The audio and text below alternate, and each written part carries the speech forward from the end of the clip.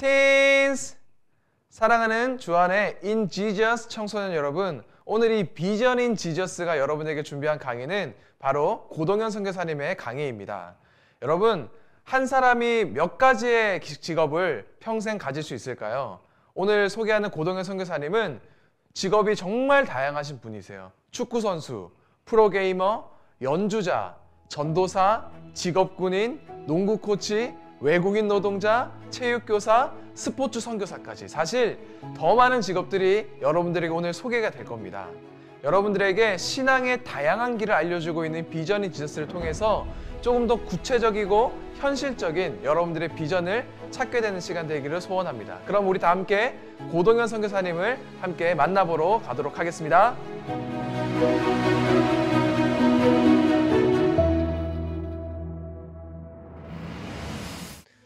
안녕하세요. 주안장로교회 청소년국, 청소년부 친구들 반갑습니다. FCA 코리아 고동현 선교사입니다. 오늘 비전 특강으로 여러분과 함께하는 자리 갖게 됐는데 먼저 제 짧은 소개와 함께 또 오늘 함께할 강의에 대한 주제 알아보고 오늘 이야기 나누도록 하겠습니다. 먼저 오늘 여러분과 함께 나누고 싶은 주제는요, 바로 자기다움입니다. 영어로 하면 being myself 정도로 할 수 있을 것 같은데, 나다움에 대한 이야기를 해보고 싶어요. 왜냐하면 비전에 대한 이야기를 할 때 자기다움이 가장 중요한 키워드라는 생각이 들어서 한번 뽑아봤습니다.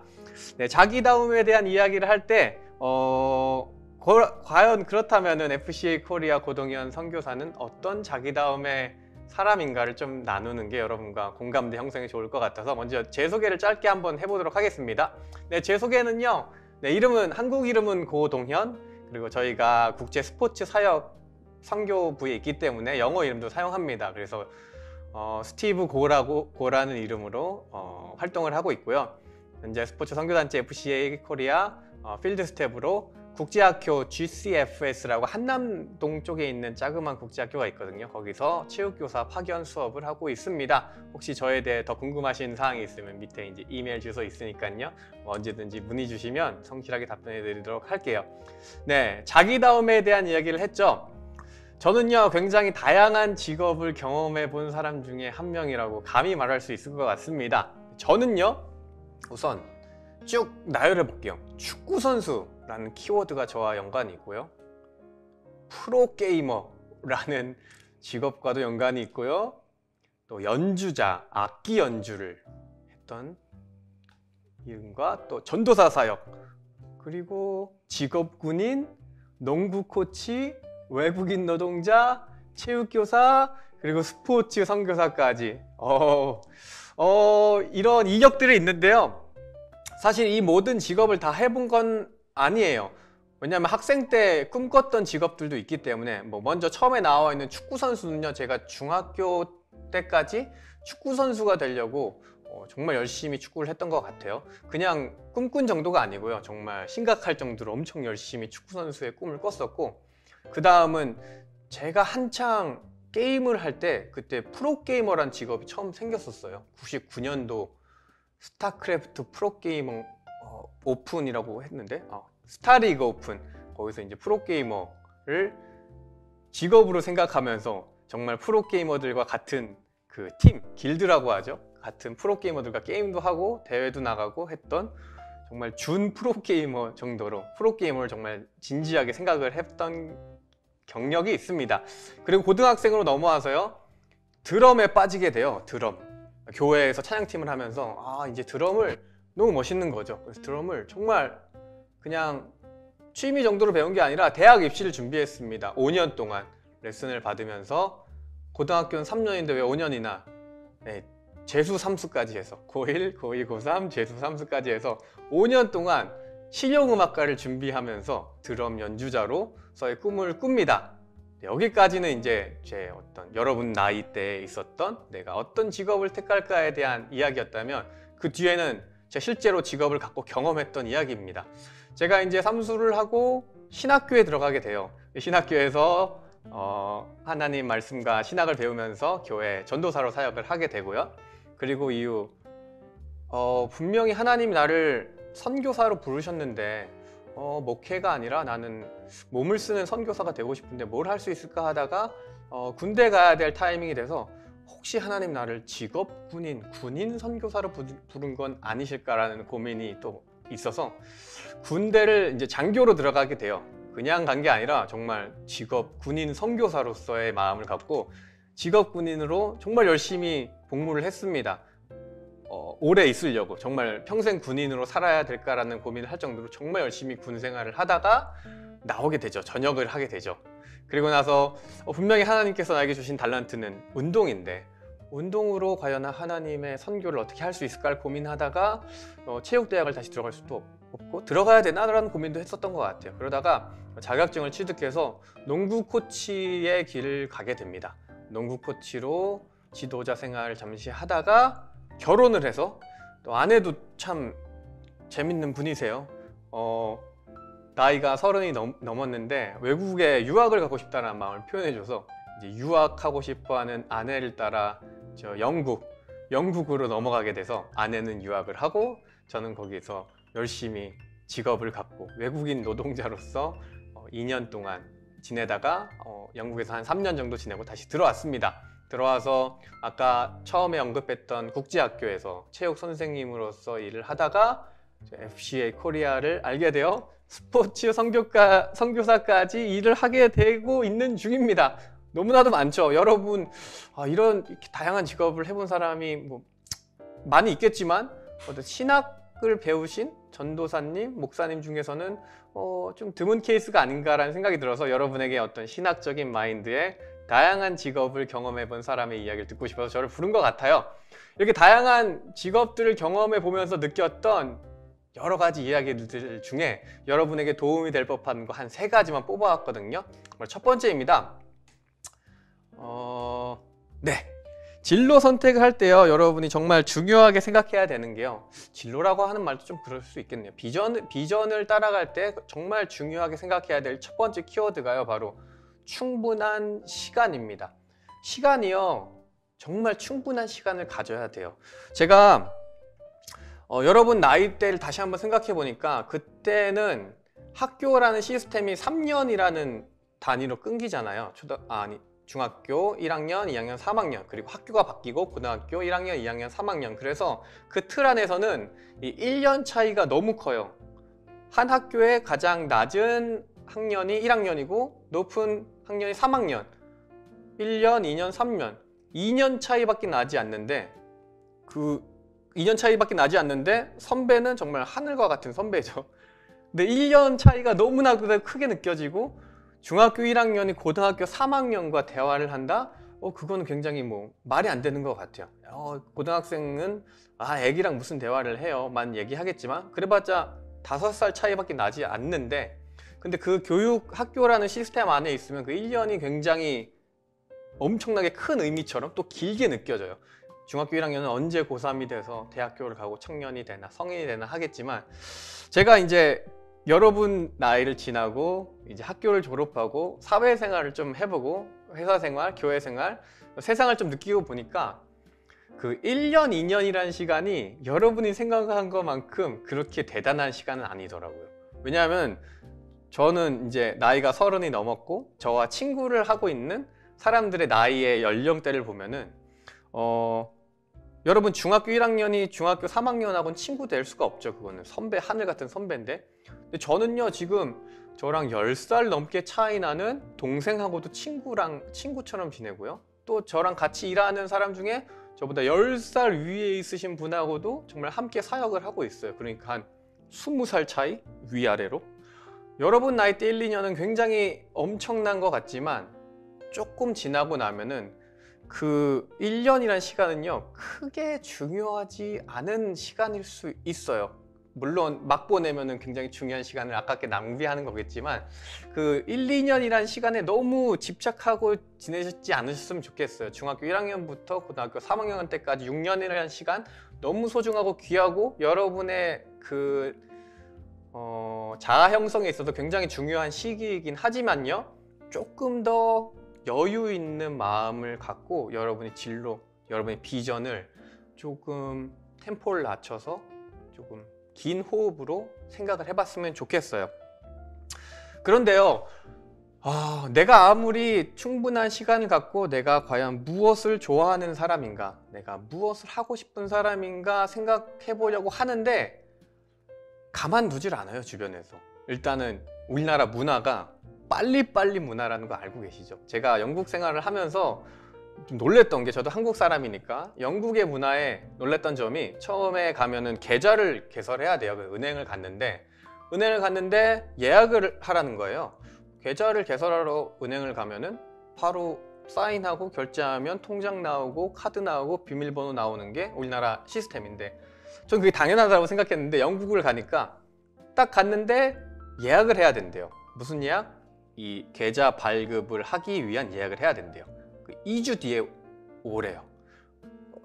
2주 뒤에 오기 위한 예약을 하러 은행에 간 거예요. 2주 뒤에 갔어요. 그래서 열심히 뭐 작성을 했습니다. 이런 이유로 통장 개설을 하고 싶습니다. 그러면 원래 통장을 줘야 되잖아요. 그리고 카드를 줘야 되고. 근데 통장은 개설됐지만 카드는 그 우편으로 보내주겠대요. 그리고 2주가 또 지났어요.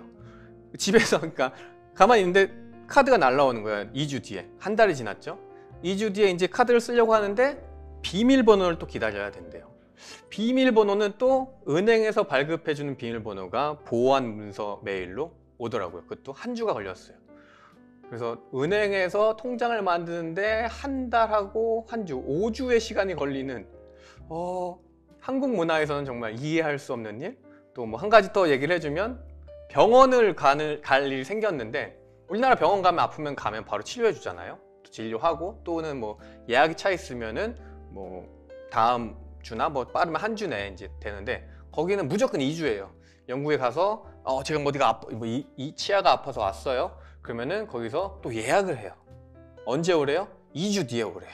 거의 기본이 2주예요. 2주 동안 영국은요, 자연 치유의 역사를 몸소 경험할 수밖에 없는 시스템이에요. 거기 가면요, 그냥 보통 2주예요. 그러면 감기 같은 거는 이제 2주 뒤에 나니까 그냥 거의 병원 진료 예약하고도 그냥 거의 낫는 경우가 많이 있고, 그래서 굉장히 여유로운 문화, 뭐 여유로운 문화라고 하긴 좀 그렇고, 우리나라 기점으로 봤을 때는 너무 느리다이지만 우리나라는요 되게 너무 빨라도 너무 빠른 문화더라고요. 막 기다리질 못 하잖아요. 그러니까 중학교 3년, 고등학교 3년 내에 나는 빨리 진로를 찾아야 되고 내가 하고 싶은 일을 반드시 찾아야 되고, 왜냐하면 19살 이후에 수능이라는 대학에 들어가야 되는 선택의 카운트다운이 시작되니까. 그래서 뭔가 6년 안에 내가 하고 싶은 일을 찾아야 되고 좋아하는 일을 찾아야 될 것 같은 그 조바심에 막 고2, 고3 되면은 뭐 내가 뭐 하고 싶지도 모르겠고 그냥 뭐 남들이 하는 거 따라가는 그런 촉박한 상황이기 때문에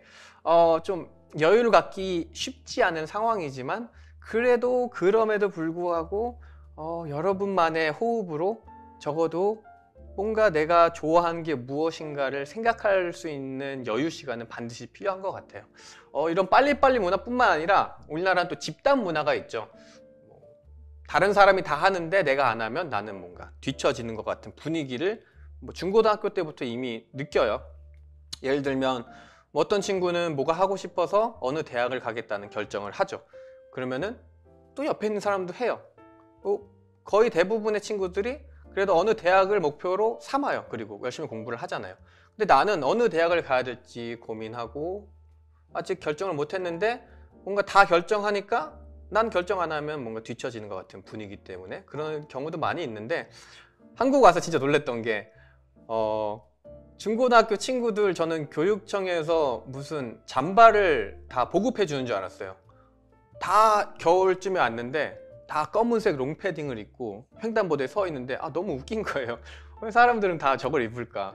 보라색 입으면 안 되나? 뭐 가끔 너디 같은 것도 있긴 했는데 다 똑같은 거예요. 뭔가 다르면 안 될 것 같은 문화에 익숙해져 있고, 한국의 차는 다 회색 아니면 검은색, 흰색, 그리고 여자 회사위원들은 지하철에서 보면은 다 버버리 코트, 가을 되면 다 갈색 베이지의 버버리 코트를 입고 있고, 뭔가 유행하면 그냥 따라가고 다르면 안 될 것 같은 그 문화 때문에 여러분이 거기서 살아남기는 참 쉽진 않겠지만, 그럼에도 여러분은 좀 여유 있는 시간을 갖기 위해서 좀 노력했으면 좋겠어요. 제 이야기를 잠깐 해드릴게요. 저는 2005년에 신학교, 선교사의 부름을 받고 신학교에 갔어요. 근데 신학교에서 가면은 보통 선교사 하면은 어떤 나라를 품잖아요. 뭐 필리핀, 뭐 중국, 북한, 일본, 뭐 이스라엘, 뭐 여러 나라를 품는데 저는 하나님이 응답을 안 해주시는 거예요. 하나님, 저는 어느 나라를 품기 원하세요? 제가 어느 나라 선교사로 준비되기를 원하세요? 선교학과를 진학해서 열심히 기도를 하는데 신학교 1학년 때부터 하나님이 저한테는 나라에 대한 응답을 안 주시는 거예요. 뭐 1학년 때는 괜찮죠. 2학년이 됐습니다. 후배들이 들어왔어요. 후배들이 물어봐요. 선배는 어느 나라 품었어요? 저는 이번에 중국 품어서 중국 단기 선교 나가요. 기도해 주세요. 기도 편지 주고. 저는 나는 하나님이 아직 응답이 없으셔. 처음엔 괜찮죠. 근데 뭔가 3학년이 되고 4학년이 돼도 하나님이 응답을 안 하시는 거예요. 그래도 뭐 1학년, 2학년, 3학년 후배들이 선배 저 이번에 또 단기 선교 가요. 필리핀 가는데 기도해 주세요. 근데 선배는 어느 나라 품었어요? 라고 물어보면은 그 대답하기가 점점 부담이 되는 거예요. 근데 솔직히 나는 아직 응답을 받지 못했는데 그렇다고 뭐 거짓말을 할 수는 없고 뭐 동기들은 그렇게 얘기했습니다. 선배들도 야 요새 대세는 야 중국이야, 야 캄보디아에 하나님의 영이 임하시고 계셔, 야 이스라엘을 품어야지, 야 한국 사람으로서 북한에 대한 마음은 늘 있어야 되는 거야, 원수인 나라, 원수의 나라, 악감정이 있는 나라 일본을 누군가 품어야 돼, 이거라도 시작을 해봐. 근데 저는 솔직히 하나님 응답이 없으신데 남들은 다 하고 치고 나간다고 나는 굳이 내 마음도 없는 나라를 품고 그 나라를 품으면서 가는 게 맞나라는 생각이 들었어요. 그래서 그냥 저의 호흡대로 제 템포대로 응답이 없으시니까 그냥 그렇게 신학교를 졸업하고 뭐 군성교를 생각해 보기도 하고 신학대학원을 들어가서 전도사 사역을 또 하면서 고민하던 찰나에 2021년 올해 초죠. 올해 초에 제가 이 FCA 코리아라는 단체를 알게 됐어요. 중간에 제가 선교 단체를 만들기도 했는데 그렇게 따지면 신학교 입학 2005년부터 2021년까지 저는 선교사로 부름을 받았지만 제가 정말 스포츠 선교에 확신 있게 내 나라는 스포츠 영역입니다 라고 말할 수 있는데 16년이 걸렸어요. 여러분의 나이가 글쎄요, 중1이면 14살, 고3이면 19살 정도 될 텐데 선교사로 부름을 받고도 제가 진짜 어느 나라를 품었는지 당당하게 말할 수 있는데 16년이라는 시간이 걸렸거든요. 다른 사람 부럽지 않아요. 저는요. 정말 그렇게 중국을 품었던 후배들 중에 지금 뭐 사업하는 친구도 있고요. 북한을 품었던 친구 중에 군인이 된 친구도 있고요. 글쎄요, 저는 지금 현재 2021년 상황에 봤을 때 저는 지금 선교를 하고 있거든요. 본인의 템포대로 충분한 시간을 갖고 하나님 앞에 솔직하게 하나님 제가 무엇을 좋아하고 하나님 제가 무엇을 하기 원하십니까? 라고 충분한 시간을 갖는 것은 너무나도 중요한 것 같습니다. 제가 한 가지 비유를 말씀드리고 이 충분한 시간에 대한 것을 마무리해 보고자 하는데요. 여러분, 한국 사람 중에 평균 기대 수명이라는 게 있어요. 그러니까 어느 나이 정도 되면 우리가 이제 생을 마감하겠다. 뭐 학자마다 다른데요. 뭐 120년, 길게는 뭐 120년까지 보시는 분도 있지만 2020년 통계 자료로 보면은 한 83, 83살 정도 또 84살 정도로 봐요. 뭐 뒤에 숫자 빼고 한 80살까지라고만 봤을 때 우리 하루가 24시간이잖아요. 24시간으로 기준으로 인생을 80세까지 살 수 있다고 보면은 과연 우리 나이는 몇 시 정도에 해당할까를 한번 생각을 해봤거든요. 여러분 나이가 14살에서 19살이죠. 뭐 제일 나이가 많은 학생은 19살, 뭐 재수 삼수한 친구 있다고 하면 뭐 20살도 될 수 있지만 19살을 기준으로 했을 때 여러분 고등학교 3학년 나이 80세, 그러니까 19대 80 이퀄 X 대 24. 네, 수학 문제가 됐네요. 24시간이라는 기준으로 과연 여러분의 나이는 몇 시일까를 제가 한번 계산을 해봤는데 몇 시일 것 같으세요? 고3 정도 되면 한 11시? 9시? 제가 계산을 해봤거든요. 5.7 정도가 나와요. 무슨 말이냐면 여러분의 나이는 지금 하루 기준으로 봤을 때 5시 45분 정도밖에 되지 않은 시간이에요. 따지면 새벽 5시 45분 정도밖에 안 된 거예요. 이제 일어난 거죠. 새벽이죠. 그리고 아직 등교하지도 않았어요. 학교 수업 시작도 안 했어요. 여러분 나이가 19살이면 굉장히 많다라고 생각이 들고 뭔가 내가 결정을 하고 대학을 가고 내가 하고 싶은 걸 빨리 찾아야 될 거라는 조바심이 있을 수 있는데요.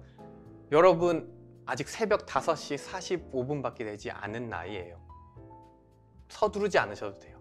여유를 갖고 천천히 이제 양치하고 세수하고 내가 학교에서 무엇 공부할지 준비물 한 번 더 보고 숙제한 거 한 번 더 체크하고 해도 돼요. 여러분 내가 19살 나이에 반드시 무엇을 해야 될 걸 결정해야 된다는 그런 부담감 없으셨으면 좋겠어요. 혹시 부모님들 같이 보고 계신다면요, 선생님들도 보실 수 있는데요, 너무 그렇게 강압적으로 여러분 학생들을 그렇게 밀지 않으셨으면 좋겠습니다. 여러분 나이 때는 어떠셨나요? 라떼는 얘기를 해야 되나요? 지금은 시대가 많이 바뀌었어요. 정말 좋아하는 거, 잘하는 거 밀어주는 시대이고, 그래야 또 내가 하고 싶은 걸 또 다시 찾을 수 있는 힘이 생기니까요. 우리 중고등부 학생들, 청소년부 친구들에게 마음을 좀 내려놓고 너무 빨리 달려가야 되는 이 한국 사회에서, 또 다르면 안 될 것 같은 이 한국 문화에서 여러분 좀 충분한 시간을 갖고 내가 정말 좋아하는 게 뭔가, 또 내가 정말 잘할 수 있는 게 무엇인가를 좀 고민하고 생각하는 시간 가졌으면 좋겠어요. 네, 첫 번째예요. 충분한 시간을 가져라입니다. 네, 두 번째입니다. 두 번째는요, 바로 다양한 대화를 시도해라 입니다. 다양한 분야의 다양한 방법을 통해서 여러 분야의 사람들과 대화를 하는 게 너무 중요해요. 여러분에게 하나 질문을 해볼게요. 우리나라에 직업이 몇 개나 존재할 거라고 생각하세요? 우리나라에 몇 개의 직업이나 있을까? 500개? 1000개? 2000개? 5000개? 8000개? 10,000개? 100만 개? 잘 모르시죠? 저도 조사를 해봤는데요. 생각보다 여러분이 낮은 숫자를 대하셨어요. 실제로 보니까요, 2020년 기준에 우리나라에는 16,891개의 직업이 있대요. 16,891개의 직업. 어떻게 알았냐고요? 책에 나오더라고요. 통계 자료에 나오더라고요. 간접적인 대화, 책이라고 하죠. 여러분 직접적인 대화를 할 수 없다면 이미 너무나도 다양한 분야에 저명한 사람, 또 성공한 사람, 흔히 말하는 성공한 사람들의 이야기들이 많이 나와 있어요. 식상한가요? 책 읽으라고 하니까. 근데 어쩔 수 없어요. 이게 가장 기본이면서 가장 양질의 정말 좋은 퀄리티의 자료예요. 여러분이 직접 갈 수 없는 상황이라면은 간접적으로라도 다양한 책을 통해서 적어도 이렇게 16,000개나 되는 직업이 있는데, 내가 선택한 직업, 그 직업은 들어보지도 못했는, 들었으면 선택할 수 있을 법한 직업도 있을 수 있거든요. 그러니까 좀 여러분 마음을 좀 열고요. 여러분 시대에는, 여러분 나이 때는 저도 그랬던 것 같아요. 사실 하고 싶은 직업, 선호하는 직업이 정해져 있죠. 공무원이나 부모님이 원하시는 사자 들어가는 그 직업들, 그리고 내가 좋아하는 재능, 또 친구들한테 인기 있는 그런 어떤 재능들, 음악을 한다거나 노래를 잘한다거나 아니면 운동을 잘한다거나, 또 부모님의 영향으로 선택하게 되는 그 진로들, 선생님이 되고 싶습니다, 목사님이 되고 싶습니다. 너무 좋아요.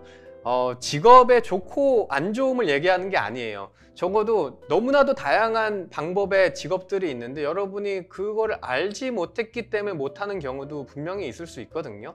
그러니까 내가 무엇을 좋아하는지를 좀 열어놓고 그 충분한 시간을 가질 때 정말 다양한 컨텐츠에, 일단은 1번은 책이죠. 책 싫어하면은 많이 있어요. 인터넷에 쳐보면은 다양한 자료나 컬럼이나, 그리고 온라인으로도 많이 나오죠. 유튜브에서 재밌는 영상이나 예능 보다가 좀 시간을 내서 내가 좋아하는 어떤 분야 한번 쳐보세요. 그 인터뷰라는 말을 키워드 뒤에 쳐보면은 정말 유명하신 분들의 강연이나 어떤 인스퍼레이션을 줄 수 있는, 동기부여할 수 있는 그런 영상들이 많이 있어요. 그래서 이런 직업은 이렇게 준비하면 되겠구나라는 것을 할 수 있으니까 좀 간접적인 경험, 온라인이나 책이나 또 다양하게 접할 수 있는 신문이나 매체들로 여러분이 관심 있는 그 분야를 한번 잘 검색해서 거기에 노출을 하는 시간을 가졌으면 좋겠어요. 두 번째는요, 간접 대화보다는 직접적인 대화가 제일 좋죠. 다양한 분야의 다양한 직업의 사람들을 직접 만나는 거예요. 만날 수 없다? 만날 수 없다면은 여러분 학교라는 틀에 있잖아요. 제가 봤을 때는 학교에 되게 다양한 과목들이 있거든요. 뭐 체육 선생님은 체육 전공자이시고, 음악 선생님은 음악 전공자이시고, 미술 선생님, 예체능뿐만 아니라 뭐 국어 선생님, 영어 선생님, 사회 선생님 다 각 분야의 전공자들이세요. 적어도 졸업하기 전에 여러분 학교에 있는 각 과목 담당 선생님께 한번 여러분 진로, 여러분 비전에 대해서 한번 상담을 요청하면 너무 좋을 것 같거든요. 선생님들 공부만 가르치시는 분이 아니세요. 여러분이 사회에 정말 유익한 구성원으로서 준비되어 나가게끔 도와주는 역할이 교사거든요. 그래서요, 교무실 찾아가서 또는 뭐 수업 시간 끝날 때 선생님한테 말씀하세요. 선생님, 제가 좋아하는 과목이 뭔지 좋아하는 과목, 제가 하고 싶은 일이 뭔지 잘 모르겠어요. 근데 선생님 과목에서 선생님이 추천해 줄 수 있는 직업이나 뭐 추천해 줄 수 있는 다양한 진로들이 있다면 한번 이야기 나누고 싶습니다 하면요, 글쎄요, 웬만한 정상적인 선생님이라면 기뻐하실 거예요. 뭐 자기가 가르치는 학생이 와서 자에게 진로 상담을 한다? 담임 선생님이 아닌데도. 그러니까 다양한 분야, 적어도 각 과목당 한 명씩의 선생님한테는 여러분의 진로를 한번 상담했으면 좋겠어요. 저는 못했던 것 같아요. 제가 만약에 중고등학교를 간다면 대화해서 뭐 음료수라도 하나 더 얻어먹었으면 얻어먹었지 나쁠 거 없거든요. 네, 뭐 스트레스 주신 선생님은 알아서 잘 분별하시고요. 그래서 선생님들을 만나서 할 수 있습니다. 핑계 댈 게 없어요. 선생님한테 찾아가서 선생님 저 상담하고 싶어요 하면은 다 오케이 해주실 거예요, 웬만하면. 그래서 정말 다양한 선생님들을 활용했으면 좋겠어요. 직접적인 대화에 여러분의 나이에 빼놓을 수 없는 존재가 한 명 있죠. 부모님. 이거는 저도 잘 못했기 때문에 여러분에게 어떻게 당당하게 힘있게 말은 할 수는 없지만 좀 논리적으로 말씀을 드려볼게요. 여러분의 인생에 있어서 여러분에게 가장 많은 시간과 물질적인 투자를 하고 계신 분이 누구실까요? 부모님이에요. 어쩔 수가 없습니다. 세상에서 자기라는 브랜드에 투자한 사람이 있으면 그 투자한 사람에게 어느 정도의 책임과 지분이 있어요. 여러분 집에서 주무시죠? 숙박비? 여러분 식사하시죠? 먹는 거 식사비? 여러분 뭐 공부할 때 뭐 지도는 안 하시지만 코치해 주시죠? 잘해라, 공부해라, 맨날 이렇게 지적해 주시죠? 트레이닝비?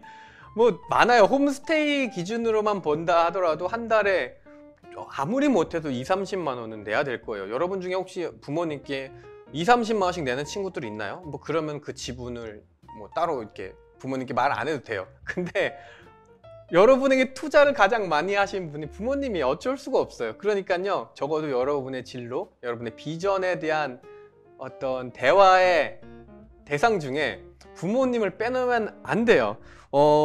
제 지난 얘기를 잠깐 하면서 좀 후회스러웠지만 여러분은 그러지 않았으면 좋겠는 이야기를 하나 나누고 싶은데요.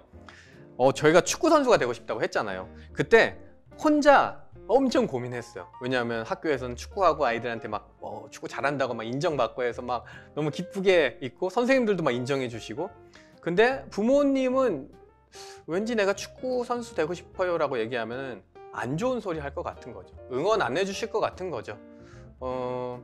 그리고 축구 선수 하지 마라는 말 할 것 같은 거죠. 그래서 내 이 꿈을 부모님한테는 얘기를 안 했어요.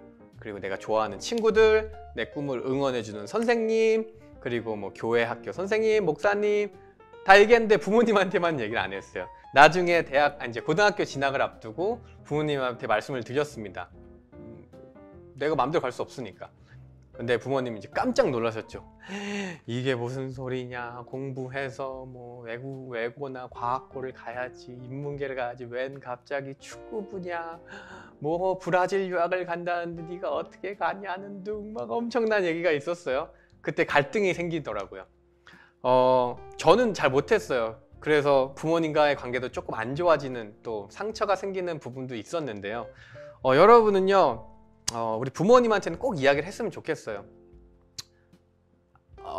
꼰대 같지만 어쩔 수 없어요. 여러분이 부모님한테 정당한 그 대가에 대한, 투자에 대한 비용을 지불하지 않는 이상은 적어도 여러분 나이에서만큼은 부모님과 충분한 대화를 했으면 좋겠어요. 근데요, 이 대화할 때 좀 팁을 한 가지 드릴게요. 무조건 순종하라는 말을 하고 싶진 않습니다. 성경에서도 보면요, 하나님과 하나님의 종이 대화를 할 때 넌 이걸 해라 라고 했을 때 자신의 마음을 솔직하게 대답을 했어요. 모세도 그랬고요, 다윗도 그랬고요, 바울도 그랬고, 베드로도 그랬고, 심지어 예수님도 그러셨어요. 주님, 이 십자가를 저에게서 거두어 가실 수 있으면 거두어 가주셨으면 좋겠습니다 라는 솔직한 얘기를 했어요. 부모님이 여러분에게 바라는 어떤 직업이나 길이 있을 수 있어요. 근데 그거를 그냥 무조건 순종하라는 말은 하고 싶지 않습니다. 여러분이 하고 싶은 게 있잖아요. 그러면은 성숙하게 얘기를 하면서 대화로 풀어가는 거예요. 너가 그걸 왜 하고 싶은지, 아니면 부모님은 그걸 왜 하면 안 되는지에 대한 이야기. 많은 크리스찬 청소년들, 또 청년, 또 어른들까지도 크리스찬 중에 적당히 착한 크리스찬이 굉장히 많아요. 근데 적당히 착하면요, 사고가 일어나요. 착할 거면 완전 착해버리던가, 부모님의 말씀을 100% 순종, 부모님 탓도 안 하고, 부모님 인생도 아니지만 내가 부모님께 순종하는 게 100% 맞습니다라고 가던가, 가놓고 사실 제가 하기 싫었던 건데 엄마가 시켜서 한 거예요 라고 할 그런 적당한 크리스찬 말고, 여러분이 순종할 거면 아예 그냥 100% 그 길을 가던가, 그게 아닌데 뭔가 순종은 하라고 배웠지만 하기는 싫은데 내 의견을 관철할 수 있는 힘은 없고 그냥 이 시기만 떠나면은 부모님 만족시켜드리고 내가 하고 싶은 거 해야지라는 그런 굉장히 애매한 크리스찬들이 굉장히 많아요. 여러분의 마음을 솔직하게 얘기하세요. 부모님께 저 이거 하고 싶어요. 그러면 부모님도 왜 그걸 하면 안 됐는지에 대한 이야기를 해주실 거예요. 피하지 말고 비성숙하게 이야기하고 풀어나가세요. 그러면은 부모님이 이거는 돈을 많이 못 벌어, 너 처자식을 생계를 유지시켜야 되는데 어떻게 하겠니? 그러면은 나만의 또 다른 대안이 생기면서 내가 하고 싶은 길이 더 단단해지는 거예요. 대화할 때요, 무조건 부모님의 말을 듣겠습니다, 조금 지양할 필요가 있어요. 성숙하게 내 의견을 정확하게 표현하고 그거를 서로 빌드업 해갈 수 있는 건강한 관계가 됐으면 좋겠습니다. 좋죠? 네, 그리고요, 이 다양한 대화 중에서 우리가 놓치지 말아야 될 또 대상이 한 분이 있어요. 누굴까요? 바로 그쵸, 하나님이죠.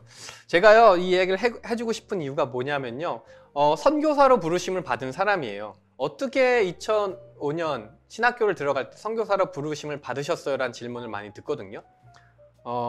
제 나이대에 있는 친구들이라면은 한 번쯤 이제 경험해 봤을 그거, 예배 시간에 선교 헌신 예배나 선교사님이 오셔서 선교사님 특강을 하세요.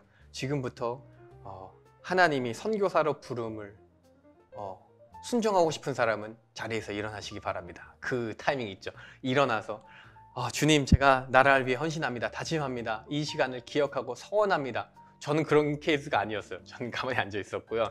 되게 신기하게도 설교 중에 그냥 평범한 주일 예배였어요. 설교 내용도 선교에 대한 내용이 아니었어요.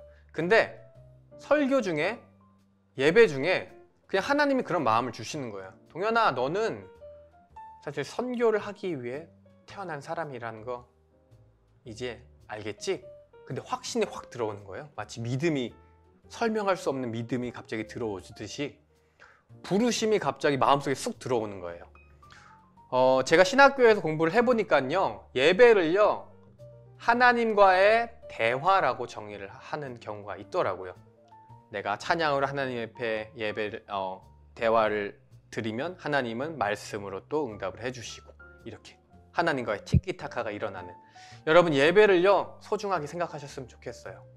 온라인 예배일지라도 그곳은 하나님과의 만남이 있고 하나님과의 대화가 일어나는 장소거든요. 그 만남의 시간, 하나님과의 대화하는 그 시간도 결코 소홀히 하지 않으셨으면 좋겠습니다.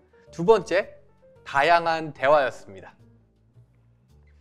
네, 진로 선택할 때 고민해야 될 세 번째 키워드, 바로 지금, 바로 지금입니다. 오늘 하루 매일매일 하는 걸 이야기하는데요. 왕년 이야기를 하지 않았으면 좋겠어요. 사실 저는 코로나 이전엔 진짜 믿음이 좋았거든요. 근데 코로나 이후에는 믿음이 뚝 떨어졌어요.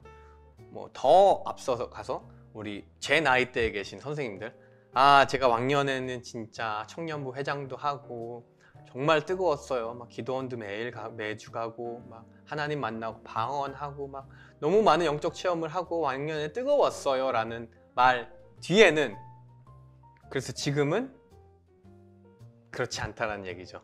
제가 얘기하고 싶은 부분은 바로 지금이에요. 영적인 시간에서 가장 중요한 건 과거에 어땠냐, 미래에 어떨까가 아니라 바로 오늘 지금입니다. 여러분이 충분한 시간을 갖기 원하고 다양한 대화를 시도하고 싶다면 지체하지 마세요. 바로 지금부터 하시면 돼요. 여러분에게 질문하고 싶습니다. 여러분 혹시 하고 싶은 거 있으세요? 뭐 있는 친구들도 있고 없는 친구들도 있고 뭐 내가 뭘 좋아하는지 모르는 친구도 있나요? 뭐 그럴 수 있어요. 그러면요 이렇게 얘기할게요. 여러분 하고 싶은 게 있으세요? 그러면은 그거를 위해 지금 무엇을 하고 계세요? 오늘 무엇을 할 건가요? 아니면 어제 무엇을 했나요? 좋아하는 게 뭔지 모르는 친구 있죠? 그러면은 그 좋아하는 걸 찾기 위해 오늘 무엇을 할 건가요? 또는 어제 무엇을 했나요? 또 지난 1년 동안 여러분은 좋아하는 일을 찾기 위해 무엇을 하셨나요? 이거에 대한 대답을 자신감 있게 할 수 없다? 그러면은 여러분의 진정성을 다시 한번 생각을 해보셨으면 좋겠어요. 진짜로 원하시면요 지체하실 필요 없어요. 바로 지금 하시면 됩니다. 뭘 해야 될지 모르겠어요? 괜찮아요. 뭐라도 시작하시면 됩니다. 뭐라도 정말 찾고 싶은 마음이 있다면 무엇이라도 하시면 돼요. 여러분이 뭔가 나에게 누군가 찾아와서 이야기해 줄 때까지 기다린다? 그건 마치 이런 것 같아요. 제가 연주를 했으니까 음악 연주자가 사람들이 다 춤을 추면 그때서야 연주를 시작하겠다라는 것과 비슷한 것 같아요. 내가 연주를 먼저 시작해야 나로 인해 다른 사람들이 흥을 얻고 춤을 출 수 있어요. 여러분의 인생은 여러분이 연주를 하셔야 되는 게 맞는 거예요. 엄마가 와서, 아빠가 와서, 선생님이 와서, 목사님이 와서, 선생님들이 와서 여러분의 악기는 여러분이 연주를 하셔야 되는 게 맞아요. 여러분의 연주를 위해 바로 지금 시작하시면 됩니다. 무조건 시작하는 거예요. 왜냐하면요 일단 하면요 거기에서 힘이 생겨요. 그리고 방향을 수정할 수 있는 길이 생기거든요.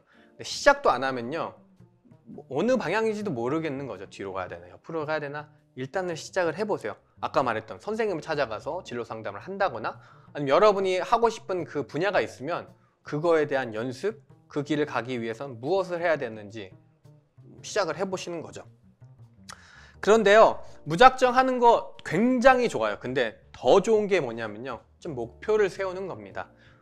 왜냐하면 인생의 여정에 있어서 여러분이 무엇을 해야 될지는 굉장히 큰 제목이거든요. 그리고 굉장히 오랜 시간이 걸리는 거기 때문에 오랜 시간이 걸리는 목표, 또 큰 목표일수록 잘게 쪼갤 수 있는 능력이 중요한데 예를 들어 볼게요. 여러분 많이 하는 성경 읽기. 내가 올해 성경 1독을 하고 싶습니다. 많이 신년에 고백하시고 여러분 중에도 있을 수 있어요. 그러면은 어떻게 해야 되는 걸까? 성경은 굉장히 많잖아요. 그냥 매일 열심히 읽어요. 좋아요. 더 좋은 건 하루하루의 목표까지로 잘게 쪼개서 그 하루의 목표를 성공해서 그 성공을 365번 느끼는 거예요. 제가 한번 분석을 해봤어요. 여러분 성경이 총 몇 절로 되어 있는지 아세요? 제가 보니까요 31,102절로 되어 있대요. 신구약 총 합쳐서 31,102절. 이거를 1, 2, 3개월 분기별로 나누면 여러분이 3개월 안에 7,776절을 읽어야 돼요. 3개월 안에. 그럼 한 달로 3달 3으로 나누면 여러분이 한 달에 2,592절을 읽어야 되는 거죠. 한 달에. 한 달은 30일로 봤을 때 30으로 나누면 여러분이 하루에 87절을 읽으시면 돼요. 하루에 87절. 80절 하루에 다 읽을 수도 있고 그걸 12시 기준으로 쪼개면은 여러분이 12시 지나기 전 또는 12시 지난 후에 44절의 성경 말씀을 읽으면 여러분이 1년에 신구약 성경을 1독을 할 수 있게 되는 거예요. 이런 전략이 필요하다는 거예요. 계약. 그냥 1독 할 거예요. 오늘은 필 받아서 10장 읽고 내일은 쉬고 이게 아니라 매일매일 44절, 87절을 읽으려고 하면요. 하루에 성취감이 느껴져요. 와 오늘 성공했네. 내일 하면 내가 매일매일 성경 1독을 향해서 365번의 성공을 느끼는 거예요. 재밌죠? 공부 얘기를 안 할 수 없을 것 같습니다. 공부하라는 얘기가 아니라요. 공부를 어떻게 좀 즐겁게 할 수 있을까에 대한 팁을 한 가지 나누고 싶은데, 제가 유퀴즈를 보다가 이런 장면을 하나 봤어요. 사법고시를 노 베이스 하나 없이 1년 만에 합격한 합격자 이야기를 봤는데, 그분의 이야기랑 또 제가 하고 싶은 이야기랑 똑같은 부분이 있더라고요. 그분은요 1년 동안 배워야 할 과목을요, 책의 과목 페이지 수를 다 분석을 했대요. 아까 성경 말씀처럼 그 페이지 수를 365로 나눠서 하루에 얼만큼을 공부해야 되는지를 쪼갰대요. 그래서 그 하루에 공부해야 될 것만 집중을 해서 1년 만에 사법고시에 합격했다라는 얘기였습니다. 제 얘기를 할게요. 조금 부끄러울 수도 있지만, 제 치부이지만 하지만 영광스러운 부분이 있기 때문에, 제가 처음 고등학교 1학년 때 이제 프로게이머 하겠다고 잠시 방황하다가 다시 드러머가 되겠다고 결정했던 바로 그때 수학 성적을 공개해 드리겠습니다.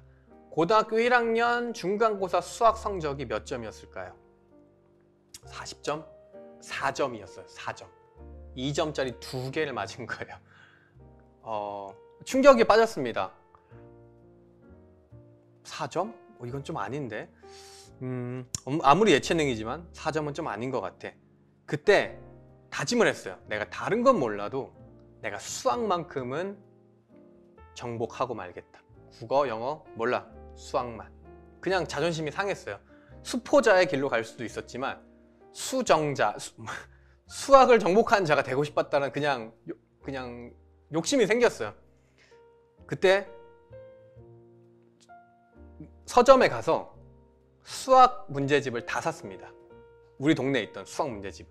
그래서 챕터를 다 쪼개봤어요.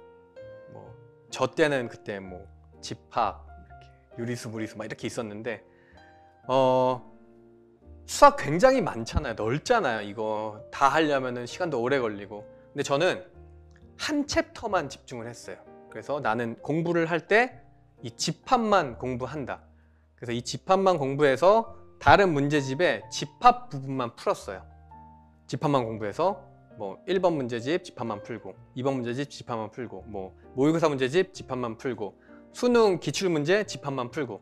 그래서 만약에 내가 공부한 집합 부분의 성적이 좋았다. 2개 중에 2개를 맞았다. 2개 중에 하나를 맞았다. 그러면은 만약에 하나 중에 하나를 맞았다. 그러면 저는 제 시험지에 100점이라고 썼어요. 그냥 기쁨을 만끽한 거야. 그러면은 내가 공부한 것만큼은 내가 맞으면 난 100점이야. 맞는 이론이잖아요. 근데 실제로 시험을 봤습니다. 고1 기말고사 8점. 근데 저는 제 시험지에 100점이라고 썼어요. 왜냐면 나는 집합만 공부했으니까. 마음속에 자신감이 생겨요. 내가 2단원까지 하면 나는 100%야. 내가 3단원까지 하면 그때 실제 점수는 30점이겠지만 나는 그때도 100점이고, 4단원까지 100점, 5단원 100점, 100점, 100점, 100점, 100점. 내가 공부한 거에서만큼은 100점을 맞는다. 내가 지금 성적 이렇게 나온 거 내가 공부 안 했으니까 그런 거야. 그 자신감이 생겨요. 되게 웃기게도 진짜 자신감이 생겨요. 그래서 재수 삼수한 결과 수학 점수 수능 만점. 수학만. 다른 건 얘기하지 않을게요. 수학만. 바로 하시면 돼요. 근데 더 잘하려면 좀 잘게 목표에 매일매일의 기쁨을 누릴 수 있는 전략을 세우는 게 훨씬 더 좋다라는 얘기입니다. 제가 스포츠 선교사니까요. 스포츠에 대한 얘기를 또 하나 해주고 싶어요. 여러분, 운동에 있어서 가장 인내력이 많이 요구되는 종목이 모든 종목이 다 있겠지만 축구 부심이 있으신 분은 축구다, 농구 부심이 있으면 농구다, 육상이다. 근데 모든 이들이 좀 리스펙하는 부분은 마라톤이 있죠. 인생을 많이 비유하기도 하는데, 저는 개인적으로 마라톤을 준비를 하고 있습니다. 저는 달리기를 그렇게 좋아하는 사람은 아니에요. 하지만 42.195km를 한번 도전해보고 싶은 마음이 생겼어요. 그래서 지금 무엇을 하고 있느냐? 저는 매일매일 뜁니다. 어떻게 해요? 하루에 1m씩 늘려서. 계산하기 좀 쉽게 지금 녹화일 기준 10월인데요. 만약에 10월 1일이다 하면은 10.01m, 10월 2일이다 10.02m, 10월 3일이다 10.03m, 10월 10일이다 10.10m. 오늘도 새벽에 일어나서 그 날짜에 맞게 뛰었습니다. 12월 31일 12.31km. 사람들 물어요. 1월 1일은요? 1.1km. 농담이고요. 그렇게 하루하루 늘려가서 42.195, 42.20이 되겠죠? 그때까지 뛰고 싶은 거예요. 매일매일 하니까요. 되더라고요. 근데 좋은 방법은 아니에요. 피로가 누적이 되는데 괜찮아요. 방법은 수정하면 되니까. 오늘 했느냐 안 했느냐를 얘기하는 거예요.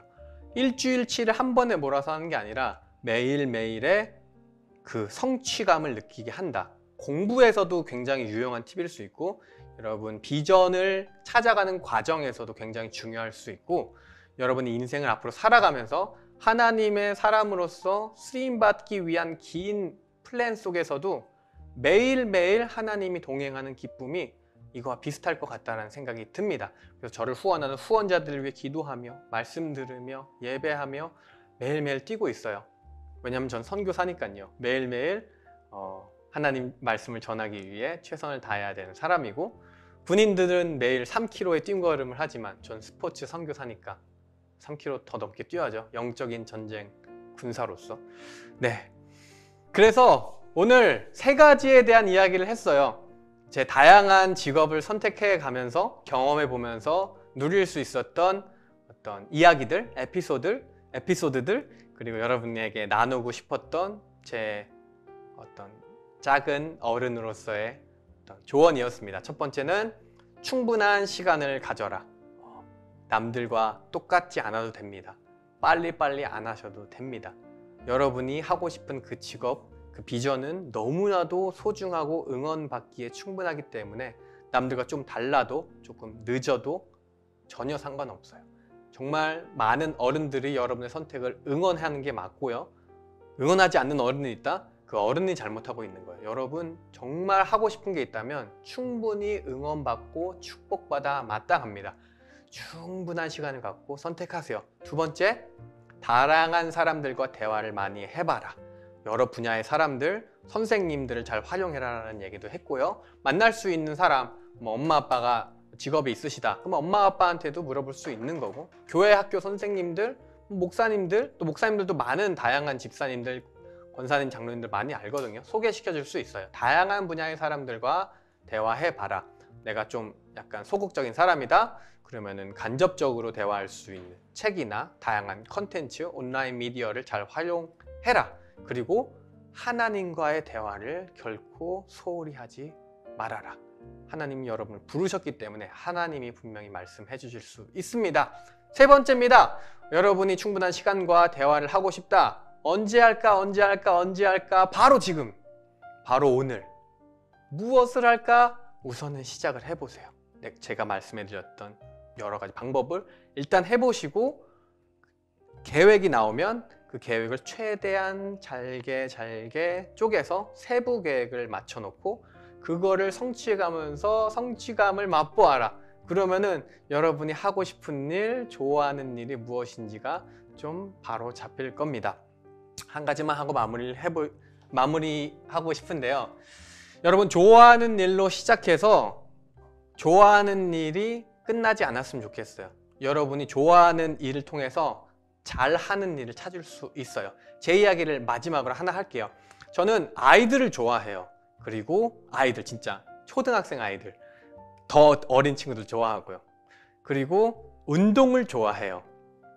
그래서 농구 코치도 해봤고, 영국에 갔을 때는 영국 잉글랜드에서 축구 자격증 해서 아이들 주말에 축구도 가르쳐보고, 또 지금 국제학교에서 아이들도 가르치고 있고, 그래서 좋아하는 아이들, 좋아하는 스포츠를 통해 무엇을 할까 고민을 많이 했는데요. 그렇게 찾아가는 과정 속에 결국 잘하는 걸 찾게 되더라고요. 제가 좋아하는 건 농구예요. 근데 제가 잘하는 건 농구는 아니에요. 좋아하는 수준이에요. 솔직하게 얘기했을 때. 선수가 될 수는 없어요. 제가 선수들하고도 많이 경기를 해봤는데 그거는 욕심이더라고요. 그냥 좋아하는 거. 여러분 좋아하는 거에서 근데 그렇게 경험을 쌓다 보니까 결국 학교에 들어가게 됐고 학교에서 체육을 가르쳐 봤거든요. 근데 거기서 찾은 거죠. 태어나서 처음 체육 수업을 해봤는데 20년, 30년 체육 수업 부장님 하신 분이 제 수업을 보고 뭐라고 하셨게요? 저는 체육 대학도 나오지도 않았고요. 뭐 교육대학을 나오지도 않았어요. 그냥 달란트를 발견한 거죠. 태어나서 처음 체육 수업을 했습니다. 교장 선생님, 교감 선생님, 체육부장 선생님 저한테 오셔서 자기 인생의 최고의 체육 수업을 받다라는 칭찬을 해주시더라고요. 저는 몰랐어요. 전도사가 어떻게 초등학교의 체육 선생님이 될 수 있어요. 저는 너무 감사하게도 좋아하는 일을 찾다가 결국 잘하는 일을 찾았어요. 그래서 우리 어린 친구들에게 체육, 운동, 스포츠를 가르쳐 준 게 제 재능인데 한 번에 잘하는 걸 못 찾을 수 있어요. 충분한 시간이 필요했고요. 저도 그 체육 선생님이라는 달란트를 알기까지는 한 13년, 14년이 걸린 것 같아요. 선교사라는 부르심을 받은 이후부터. 나이로 따지면 한 4년 정도가 걸린 것 같은데 괜찮아요. 여러분 늦지 않았어요.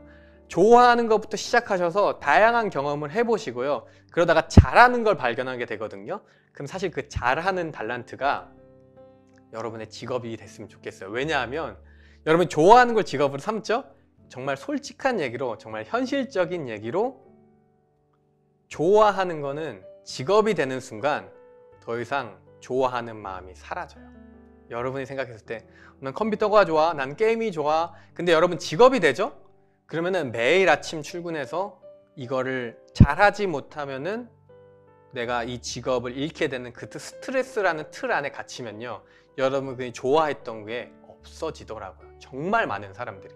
정말 일부의 사람이 그거를 뛰어나게 가지만 여러분 좋아하는 게 있으면요. 잘 간직해 두세요. 잘하는 걸로 직업을 삼고 그 좋아하는 걸로 여러분의 자아 실현을 하셨으면 좋겠습니다. 좋아하는 걸로 시작해서 잘하는 걸로 발전할 수 있는 여러분 됐으면 좋겠습니다. 감사합니다. 제가 기도하고 마무리하겠습니다. 하나님 감사합니다. 주한 장로교회 청소년부 친구들과 제 삶에서 일하신 하나님의 부르심과 비전을 찾아가는 과정 속에서 하나님이 저에게 말씀해 주신 아주 작은 이야기들을 나눴습니다. 제가 중고등학교 때 이런 이야기를 들었다면 어땠을까라는 마음으로 준비한 이 특강 속에 하나님 우리 친구들이 조금이라도 유익한 시간이 되었으면 좋겠습니다. 무엇보다 들음으로 머리만 채우는 것이 아니라 정말 실천함으로 이 삶을 살아낼 수 있는 용기를 허락하여 주시옵소서. 하나님 진정으로 축복합니다. 선교사로서 축복의 마음을 담아 축복합니다. 대한민국 교육계에 너무나도 치열한 경쟁 속에 살아남아 있는 우리 주한교회 청소년부 주님의 군사들에게 용기를 주시고 담대함을 주셔서 세상에 흔들리지 않고 자기다움을 발견하여 세상에 아름다운 빛을 감당하지 못할 힘을 전할 수 있는 하나님의 군사들로 세워 주시옵소서. 감사합니다. 예수님의 이름으로 기도합니다. 아멘. 감사합니다. 다음에 또 만나요. 안녕.